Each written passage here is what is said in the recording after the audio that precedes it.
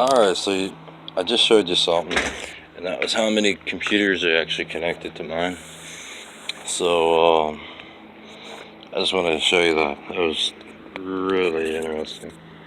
So someone was like, what do you do when this happens? It's like, oh duh, you just send it into trouble support, with Verizon and whatnot. That's on access control. Port forwarding DMS trigger. But I was also looking at some of the setup settings and how they're configuring the network and whatnot, and it's all incorrect. I mean, you got the provider number correct, but how to map, but not map the erase map, how to make the connection with the laptop through the router, it's all wrong. That's the interesting part. 'Cause I know someone else who's trying to find out um, who has a gamer router and whatnot, because gamer routers do have a lot of information on them, and a lot of people don't know what they're doing and whatnot. They use a NAT setting, and that's what's been requesting off that router is the NAT setting. It keeps requesting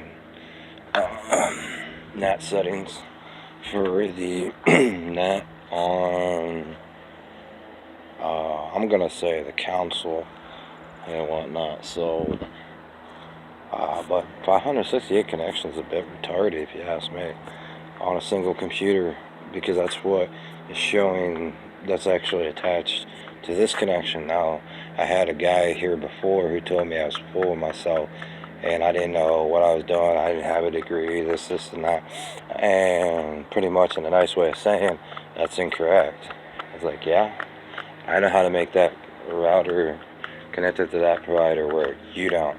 That's the problem. Anyway, like that, but yeah, it was working correctly. I wonder who screwed that up. If you're nice, I'll tell you how to do your job. But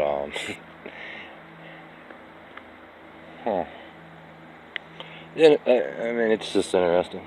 So, as far as being able to look, you put it up on your support page, the numbers to the router and how to, and this, and that.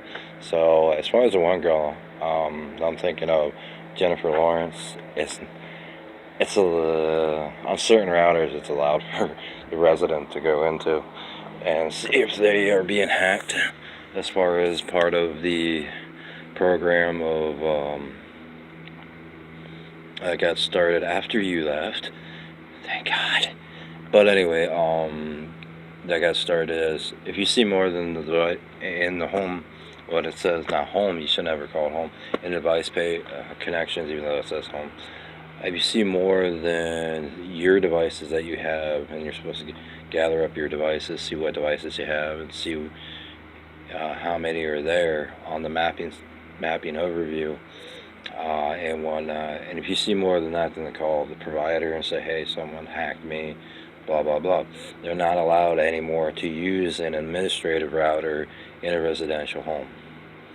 And that's what I'm wondering, if they hired Dingle for its back, because he likes to do that. He'll try to remotely do something instead of go drive and drive out, connect, and do his job on his laptop computer, which isn't the brightest idea for them. He should be able to remotely connect through his home, but I think he's on Comcast and not Verizon, which is kind of a kick in the chops for Verizon. But anyway, I just thought I'd show you that, in the sense of why things aren't working. But anyway, you do your, if you want how to say it, you want to know what your percentage is. If I was grading this as a test, you scored, I think, let's see, you got the provider name right. You got the PPOE wrong, so that's one. You got the PPOE limits and DNS page and the ISP page wrong, so there's 3, so that takes you down to 60%. You didn't fill any of the stuff in and whatnot, and there's a few things you need to fill in there, so they went 30%, so now you're down to 20%. Can't use PPOE tunneling all the time. PPOE tunneling is not a good thing to use. You normally use those when you don't have Apple software.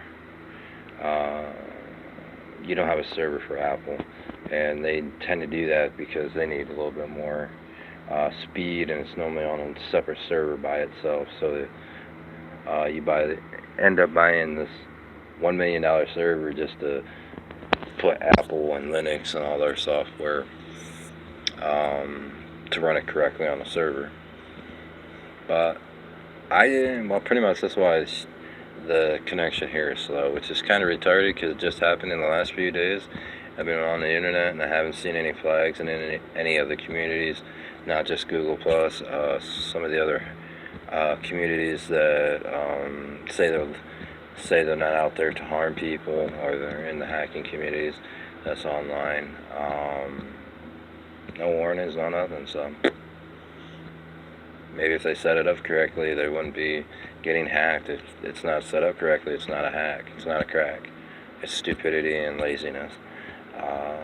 So that's all I'm going to say. Bye-bye.